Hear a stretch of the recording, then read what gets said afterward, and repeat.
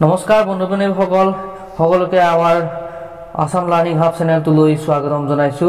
আজি লৈ আহিছো কিছু প্ৰশ্ন আৰু উত্তৰ, গতিকে ভাল দি মন দি সুন্দৰভাৱে শুনি গলে হ'ল। গতিকে পলম নকৰি আজিৰ ভিডিঅ'টো আমি আৰম্ভ কৰিবলৈ লৈছো।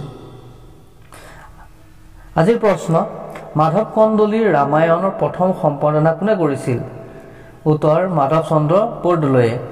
নেক্সট প্ৰশ্ন, নব্য ভাৰতীয় আৰ্য ভাষাত প্ৰথম ৰামায়ণ ৰচনা কৰা কবিগৰাকী কোন? উত্তৰ, মাধৱ কন্দলী। প্ৰশ্ন, মাধৱ কন্দলীয়ে ৰামায়ণৰ উপৰি আন কি কি কাব্য ৰচনা কৰিছিল? উত্তৰ, দেৱজিৎ। প্ৰশ্ন, অপ্ৰমাদী কবি কোন? মাধৱ কন্দলী। প্ৰশ্ন, মাধৱ কন্দলীক অপ্ৰমাদী কবি বুলি কোনে অভিহিত কৰিছিল? উত্তৰ, শংকৰদেৱে। প্ৰশ্ন, মাধৱ কন্দলীক অসমীয়াৰ চচাৰ বুলি কোনে অভিহিত কৰিছিল? হেমচন্দ্ৰ গোস্বামীয়ে। নেক্সট প্ৰশ্ন, শ্ৰীকৃষ্ণ কীৰ্তনৰ কবি কোন? বাৰুচন্দী দাস। শ্ৰীকৃষ্ণ কীৰ্তনৰ ৰচনাকাল কিমান? চতুৰ্দশ শতিকা। প্ৰশ্ন, শ্ৰীকৃষ্ণ কীৰ্তনৰ উদ্ধাৰকৰ্তা আৰু প্ৰথম সম্পাদকজনৰ নাম কি? উত্তৰ, বসন্ত ৰঞ্জন ৰায় বিদ্ধত বল্লভ। প্ৰশ্ন, শ্ৰীকৃষ্ণ কীৰ্তনৰ পাতে পাতে কিমান যে ভুল ভ্ৰান্তি, অসতৰ্কতা আৰু দায়িত্বহীনতাৰ পৰিচয় ঘটিছে সেইটো দেখি শিক্ষিত বঙালী মাতৃ লজ্জিত আৰু মৰ্মাহত হ'ব বুলি কোনে মন্তব্য কৰিছিল? উত্তৰ, ডক্টৰ অমৃতসূদন ভট্টাচাৰ্যই। প্ৰশ্ন, উপভাষাবোৰ স্বতন্ত্ৰ বিকাশৰ যাত্ৰা আৰম্ভ হোৱা নাই কিন্তু সম্পূৰ্ণৰূপে নিৰ্ধাৰিত হৈছে, এনেকুৱা উপভাষা কিছুমানৰ সানমিহলিৰ ৰূপ এটা কৃষ্ণ কীৰ্তনৰ ভাষাই দাঙি ধৰে। কথাষাৰ কোনে কৈছিল? উত্তৰ, ডক্টৰ বাণীকান্ত কাকতিয়ে। প্ৰশ্ন, গীত গোবিন্দ কাব্যৰ ৰচক কোন? জয়দেৱ। প্ৰশ্ন, শ্ৰীকৃষ্ণ কীৰ্তনত জয়দেৱৰ কোনখন কাব্যৰ প্ৰভাৱ পৰা দেখা যায়? গীত গোবিন্দ। শ্ৰীকৃষ্ণ কীৰ্তন কেইটা খণ্ডত বিভক্ত? 13টা। প্ৰশ্ন, শ্ৰীকৃষ্ণ কীৰ্তনত থকা শ্লোক আৰু পদৰ সংখ্যা কিমান? উত্তৰ, 161টা শ্লোক আৰু 418টা পদ। নেক্সট প্ৰশ্ন, শূন্য পুৰাণ কোনে ৰচনা কৰিছিল? ৰামা পণ্ডিতে। প্ৰশ্ন, শূন্য পুৰাণ গ্ৰন্থত কোন দেৱতাৰ উল্লেখ আছে? ধৰ্ম দেৱতাৰ। শূন্য পুৰাণৰ সৃষ্টিৰ তত্ত্বৰ লগত কোনখন গ্ৰন্থৰ বিষয়গত লগতে ভাষাগতৰ কিছু সাদৃশ্য দেখা যায়? উত্তৰ, মনকৰৰ পদ্মপুৰাণ। প্ৰশ্ন, পুণ্য পুৰাণ গ্ৰন্থখনৰ সম্পাদনাৰ লগত জড়িত ব্যক্তিগৰাকী কোন? উত্তৰ, নৰেন্দ্ৰ নাৰায়ণ বসু। প্ৰশ্ন, নাট বা যোগী সাহিত্যৰ প্ৰৱৰ্তক কোন? উত্তৰ, মৎস্যেন্দ্ৰ নাথ।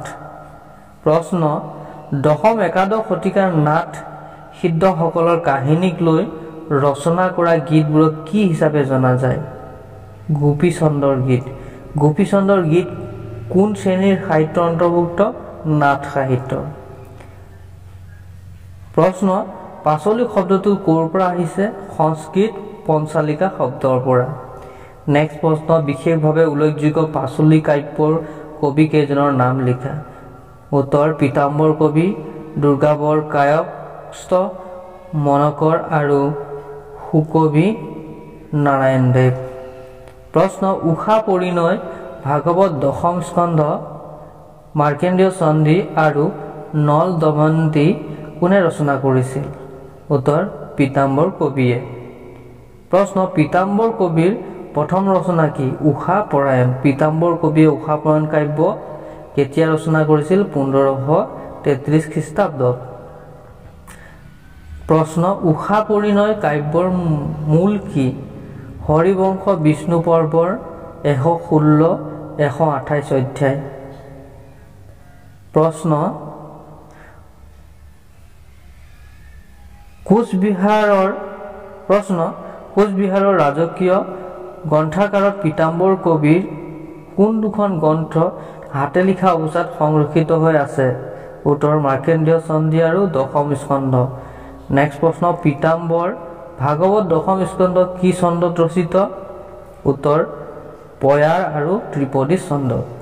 নেক্সট প্ৰশ্ন, কোনগৰাকী কবিক তামাসিক কবি আখ্যা দিয়া হয়? পীতাম্বৰ কবিক। প্ৰশ্ন, পীতাম্বৰ কবিক তামাসিক কবি কোনে আখ্যা দিছিল? শংকৰদেৱে। নেক্সট প্ৰশ্ন, গীতি ৰামায়ণ আৰু বেউলা আখ্যান কোনে ৰচনা কৰিছিল? দুৰ্গাবৰ কায়স্থই। দুৰ্গাবৰৰ গীত ৰামায়ণত মুঠ কেইটা গীত সন্নিহিত হৈ আছে? 58টা। গীত ৰামায়ণ বাল্মীকিৰ অনুবাদ নহয় বৰং অপ্ৰমাদী কবি মাধৱ কন্দলীৰ ৰামায়ণৰ জনপ্ৰিয় সংস্কৰণ। উক্তিটো কাৰ? সত্যেন্দ্ৰনাথ শৰ্মাৰ। দুৰ্গাবৰৰ গীতি ৰামায়ণক মাধৱ কন্দলীৰ পদ ৰামায়ণৰ ওজাপালি টাঙৰণ আখ্যা দিয়া বিশিষ্ট ব্যক্তিগৰাকী কোন? মহেশ্বৰ নেওগ। প্ৰশ্ন, দুৰ্গাবৰ গীতি ৰামায়ণক বাল্মীকি মহাকাব্যৰ গাঁৱলীয়া টাঙৰণ বুলি কোনে মত প্ৰকাশ কৰিছে? উত্তৰ ডক্টৰ বাণীকান্ত কাকতিয়ে। কোচ ৰজাৰ বিশ্বসিংহৰ আমোলত বহুবল শিকদাৰৰ অনুপ্ৰেৰণা লাভ কৰি গীত ৰচনা কৰা কবিগৰাকী কোন? উত্তৰ দুৰ্গাবয় কায়স্থ। কোনগৰাকী ৰজাক ৰাজা জলেশ্বৰ বুলি আখ্যা দিয়া হয়? উত্তৰ বিশ্বসিংহক। বিশ্বসিংহক ৰাজা জলেশ্বৰ বুলি কোনে আখ্যা দিছিল? মনকৰে। প্ৰশ্ন, মনসা কাব্য কাৰ ৰচনা? মনকৰৰ। মনকৰৰ পদ্ম পুৰাণৰ লগত সাদৃশ্য থকা পুথিখন কি? পুণ্য পুৰাণ। মনকৰৰ কাব্যত কোন দুবিধ ৰসৰ প্ৰতিপত্তি দেখা যায়? হাস্য আৰু শৃংগাৰ। শুকৰাণী নামেৰে জনাজাত কাব্যখন কি? পদ্ম পুৰাণ। প্ৰশ্ন, শুকৰাণী কবি কোন? উত্তৰ সুকবি নাৰায়ণ দেৱ। প্ৰশ্ন, জগত গুৰু কোন? শংকৰদেৱ। শংকৰদেৱৰ জন্ম কেতিয়া হৈছিল?